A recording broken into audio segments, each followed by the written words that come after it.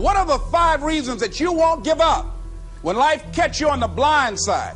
When the messenger of misery visits you, what are you going to do? What will keep you in the game when life knocks you to the canvas?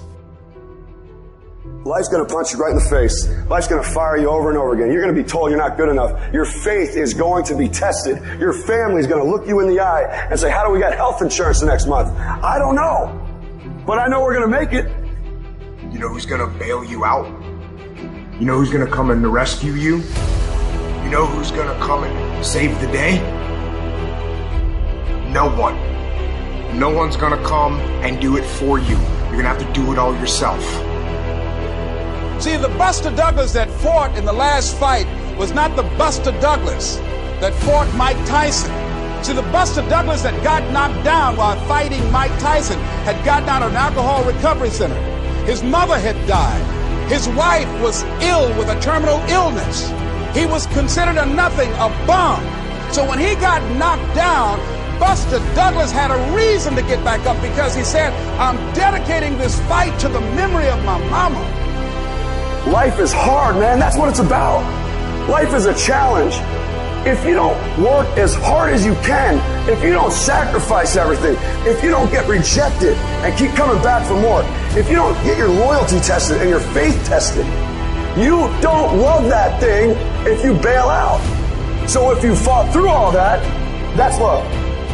So you've got to have some reasons that when life knocks you down, and it's going to. Hello, it's going to knock you down. When people disappoint you, and that's going to happen. When they betray you, and that's going to happen. When they lie to you, and that's going to happen. When they say, oh, you can count on me, and they won't show up, and that's going to happen. When you want to throw in the towel and give up yourself, and that's going to happen. When life collapses on you and catch you on the blind side, what reason can you remember that you can call on, that you can reach on, that can make you get back up? Find that reason. Because when life had knocked me down, I said, life, I'm doing this because I want to make my mama proud of me. I'm doing this because I want my children to have a better life than what I have. I'm doing this because all my life I've been told I'd be a loser, that I wouldn't make it.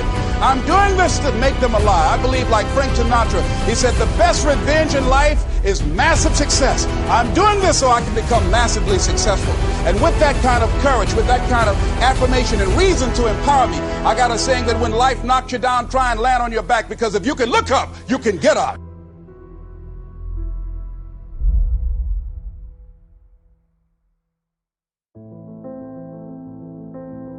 You don't have to be grim, but you do have to be serious. Hey, everybody hopes things will get better, but remember, the future does not get better by hope. It gets better by plan. And hope unaided by clear plans can finally become an illness. There's a Bible phrase that says, hope long delayed makes the heart sick. It's a sickness. I used to have the illness known as passive hope. It's bad. And there's one that is even worse, and that is called happy hope. That is really bad. The man is 50, and he's broke, and he's still smiling. That's bad. So get serious. Make plans. Put them on paper. My suggestion from experience. There's a phrase from the Bible that goes, without dreams and vision, we perish. How true. Humans have this unique ability to aspire, to dream, to go for something, to become something. Without that, life is not life. We must have dreams and never give up on our dreams. I'd like to share a few ways your use of time are affected by or influence the achievement of your goals.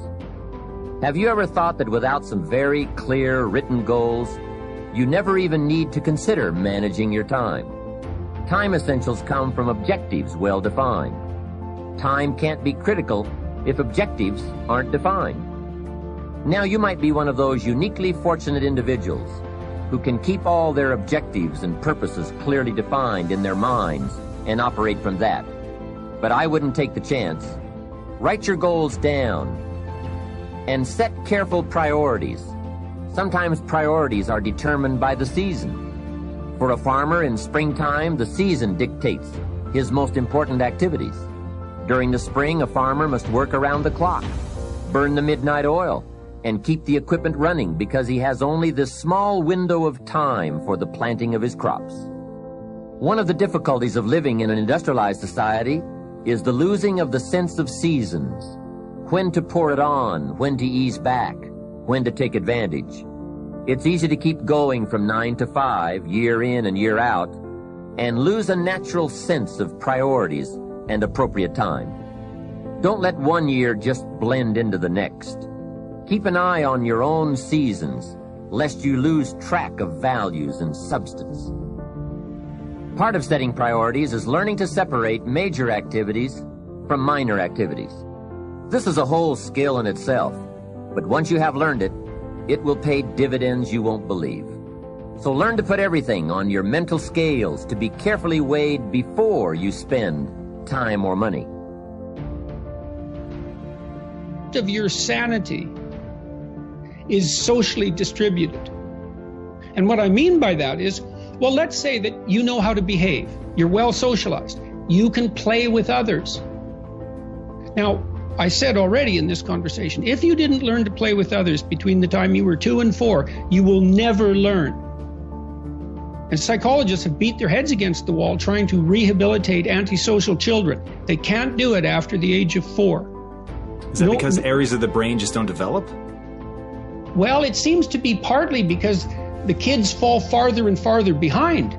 So let's say you make the leap from egocentric dependence on your mother at 2 and 3 to immersion in a peer group. Well, then you pick peers that are at your same developmental level, and you chase each other up the developmental ladder. And the longer you're out of that, the farther you fall behind. And so, kids, 5-year-old kids might come across another 5-year-old kid who tends to cry too much if they don't get their way. And they'll say, we don't want to play with the baby. And what they're saying is, we have to find someone who's at our developmental level, shares our developmental horizon, so that we can mutually scaffold our further development. Now, they're not going to say that, obviously, but that's the situation. And kids test each other out when they first meet. So do adults. Game. Can you play? Are you playing at the same level as me? I'm playing my game at the level that will further my development. Can you play along with me? If not, well, maybe you're lower in status and I can pull you up as a mentor. Maybe you're higher in status and I can learn from you. But if you're a peer, we can play together. Anyways, if you're acceptable to your peers and you behave well, they'll accept you. And then they tell you all the time if you're acting appropriately. If your jokes are funny, if you're dominating the conversation, if you're bringing something of value to the table. And all you have to do is pay attention to the social cues, and you'll keep yourself regulated. And at the end of the day, you're going to get what you focus on. They're both true. This is both the most amazing time that's ever happened, ever in recorded history. And yet real things that are terrifying are also happening. But where you put your energy, where you put your attention, where you put your focus, is going to determine what you see. And that is the most fascinating and the most important thing you have to understand about the way that your mind works. You get what you focus on. If you focus on the things that are bad, they will become real. They will become exaggerated. They will begin to monopolize your thoughts. You'll see them everywhere. It's called the reticular activating system. Your mind is literally designed to pay attention to the things that you notice.